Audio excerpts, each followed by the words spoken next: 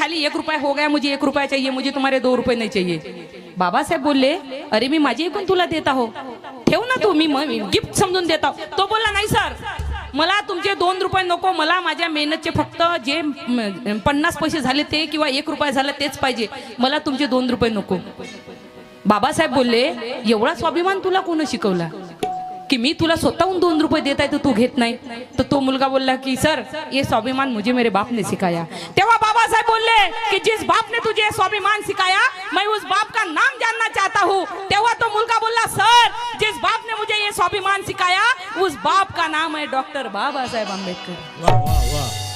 कारण तेव्हा ऑनलाईनचा जमाना नव्हता आणि त्यानं बाबासाहेबाला कधी बघितलेलं नव्हतं, फक्त बाबासाहेबाला वाचलेलं होतं। आणि तोच जो मुलगा मद्रासमध्ये बाबासाहेबाचे 2 रुपये घेत नव्हता, तोच मुलगा RPIचा पहिला राष्ट्रीय अध्यक्ष ज्याचं नाव एन शिवराज। वाह वाह वाह। इतिहास